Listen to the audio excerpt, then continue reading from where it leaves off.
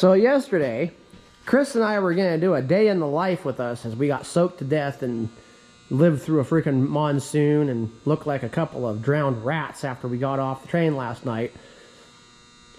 And we didn't do any of that footage yesterday, except for the trip to town and the trip up the hill. So, yesterday, we finished up with our Halloween trains. Semi's back in the barn. And I've switched over now to doing a bit of coach work. So the car that we're currently working on is 545. It's had a bit of a water leak from that we haven't been able to track down, so we decided we were going to reseal the roof. So in doing so, you have to get it cleaned up first. And I think we found where our leaks are coming from. So initially we just found the one big hole. Okay, we're going to patch it, but this panel's gotten so thin that we decided it's just better off to replace it, especially since the welds are starting to come apart on the edges. Nice thing is, this is an access hatch to the air conditioning unit for the coach. So you can just unbolt it, pick it up with a forklift, take it off, work on it in the shop. The coach roof is in really good shape. We haven't found any other issues besides just this one hatch, other than just getting the old failing roof coating system off. It's starting to chip and flake off. So what we're in the process of doing right now is first scraping off all the loose stuff, then coming in with wire wheels and getting it down to good metal. Then we'll be using a two-part roof sealing system, similar to what's on here right now, just refreshing it. Being that the last one was put on over 20 years ago, I would say it held up fairly well. So today, this day of days, it's a multi-pronged attack on all fronts. We got Jackson and the boys are out here in the pouring down rain, way down that way, plugging ties and getting those ready to go for on Monday. I'm going to take another 600 ties out and lay them out alongside the railroad on those flat cars. It is pouring down rain. It's supposed to be doing that all day. That's just here in Washington. But today, what we are doing is a two-prong attack on this here is the hatch for the top of one of our Milwaukee Road Hiawatha cars, which is crap. What do you think about the Hiawatha cars? They're cheap pieces of yeah. Yeah, we don't like the Hiawatha cars. Hence why we don't use them very much. 60s Japanese vehicle. Think about that. There you go. From the freaking auto nerd. So Nate's getting the hatch frame itself cleaned up, and then either Chris or I think we'll draw straws for it. If I do it, we're going to use 7018 and weld that on. If Chris does it, he's going to use 6010. There's going to be sparks flying all over the place. And I'll be using the transformer machine. Oh my goodness gracious. Got a $10,000 welder there, and he uses the junk from the back 40. Anyway, so well, one of us is doing that. The other one of us, we're cutting boiler sheets out. Not going to go into great detail about it, but these sheets that were cut and the corners that were made are not going to work. So all this stuff, except for that's going into the scrap bin. All this stuff's going into storage, and somehow or another we're going to end up going out back to where the freaking boiler plate is underneath a tarp and cutting out all new stuff to go in the boiler there. So that's what we're doing. That's what we're working on.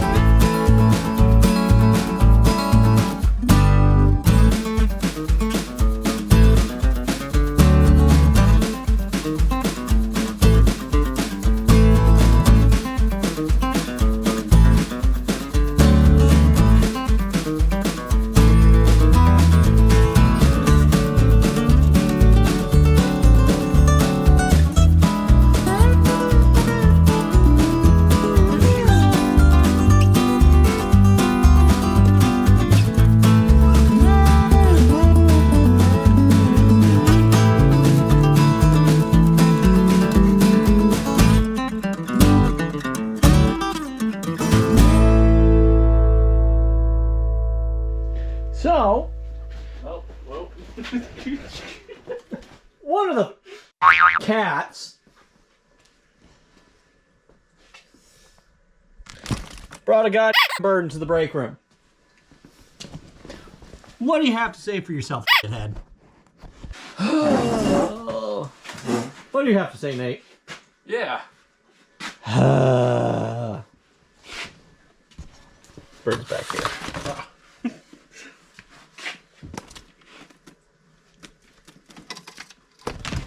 You're seeming better than I thought. So Nate has got this all ready to go. We're gonna shut the pneumonia hole because the freaking wind is starting to kick up. It's going to crap around here. Weather-wise, real bad. Chris is out here cutting boiler sheet, trying to anyway. So that's what he's doing. I'm probably gonna get to welding this here thingamajiggy up. Oh, excuse me. So, yeah, I'm gonna get to welding this up, get some preheat on it. And what we're gonna do is just gonna come in here and lay a bead all the way around here, make her watertight. So Chris is over there doing that.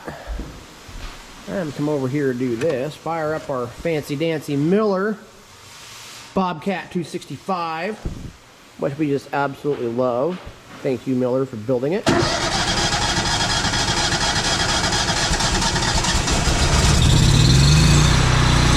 cold, Clark. She's cold. Let it warm up a little bit, and then yeah, we'll get to welding.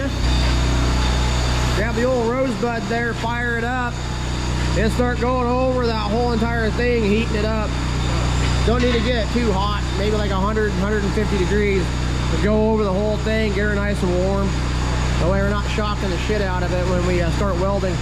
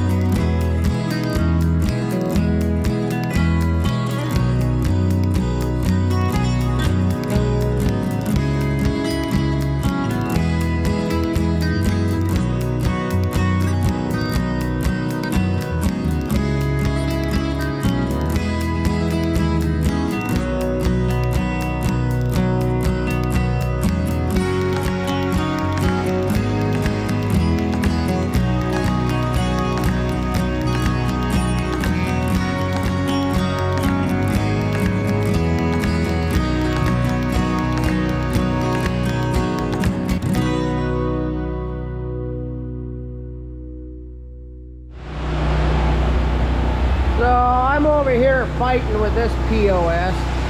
Well, I know it's really cool about our welder. I can shut it off. I'm not going to because of the copyrighted music that we're listening to and it's bleeding out. Chris is over here getting ready to set up the old plasma cutter so we can cut a straight, clean line. Well worth the hassle of setting it up. We're culturing Nate by making him listen to soundtracks from when we were kids. Yeah, fun times, fun times. All right, I'm gonna go back to. Ooh. You gonna try it? You gonna do it? He looks confused. It's giving me a warning light. Huh? It's giving me an error light. You got the regulator hooked up to it? Yep. That's not air pressure. That's something in the torch. I just put new components in it.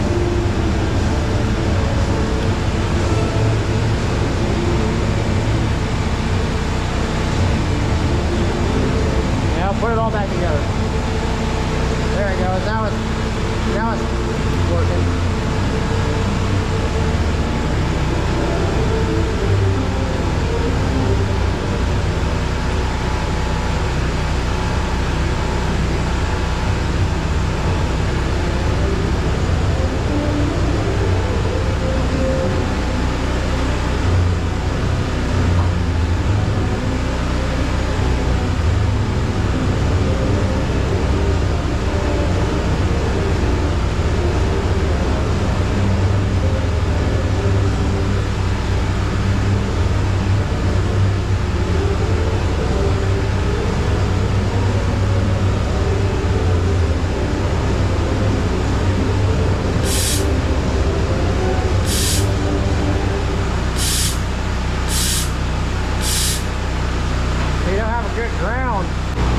So much for it going easy. Young guys are hard on I'm gonna let Chris figure that out. I'm gonna go back to welding on this garbage. This over here has turned into a project of probably shouldn't have tried to save it.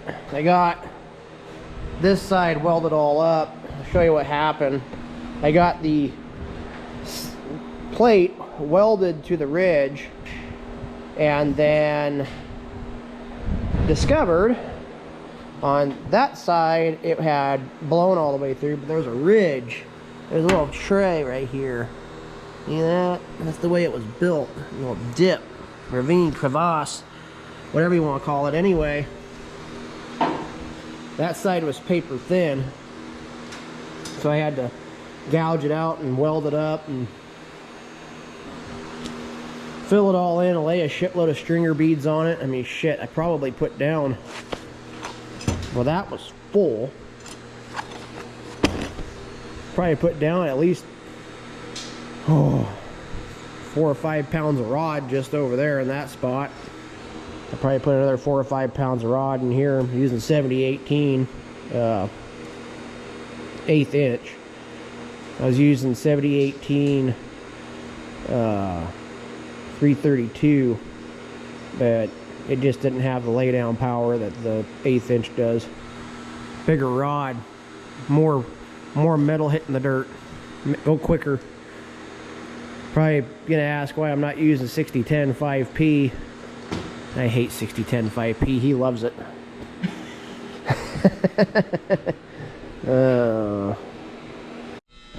All right, so I got the new hatch pretty well framed out here and roughed out, ready to be welded up. I didn't get any of that. As we saw before, the old hatch was at the point where it was just going to take way too long to save it. So we opted on Saturday, today's Tuesday, we opted on Saturday to junk it and build a new one. So that's what I'm doing. So I got this squared up, framed, ready to go. I just got to weld it together. And then come over here and cut about 1 foot off of this piece of plate and weld it all the way around on the top. And that'll be good to go. Got the boilerplate cut out, ready to be trimmed up. The plasma cutters stinger is pretty well screwed up. I got parts to try to get her limped by, but it looks like we're gonna have to buy a new stinger for like $900, which sucks. So I'm gonna turn on some copyrighted music, and I'm gonna put you guys onto a montage during this part of it. And yeah, enjoy.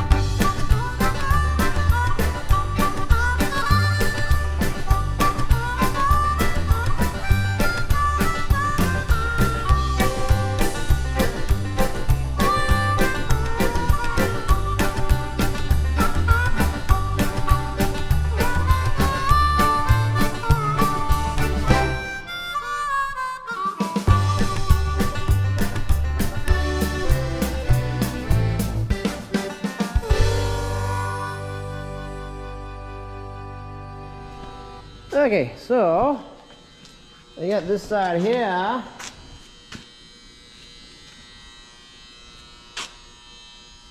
All done. I don't know about you, but I think those are some slick ass welds. Anyway, so I'm gonna do the same thing over there. You guys don't need to see that. It's getting to be 6 o'clock. Gotta go check on the chicken pot pie that we got cooking for dinner. And then I'm gonna come back in and do this side. You're probably wondering what I was doing with the torch. I was trying to normalize it as best as possible to keep this thing from getting the Pringle effect going. So I'm gonna go take a pee, do that side, and get ready to put the plate on. I want to get this done tonight, so it's probably gonna be a 8, 9, 10 o'clock type of evening. That way it's ready to go on the coach when the coach's roof is done. Yay! Okay. So we are done with the hatch. I didn't have to film a whole lot of the rest of it because, you know, trying to keep the video short and sweet. There she is, finished product. Got some D-rings welded on her. We can pick it up. Ran some stringer beads all the way around. Give it a good seal. Now you gotta take it out and put it on top of the car. They are actually currently out coating the roof of the car with its second coat. And that should be dry tomorrow. And then we'll paint the roof with the UV protection, and that car will be ready to go back into service. So today, I'm gonna call it an end on that video and start a new video regarding that boiler sheet and that boiler. Like, comment, subscribe. Talk to you later. Bye.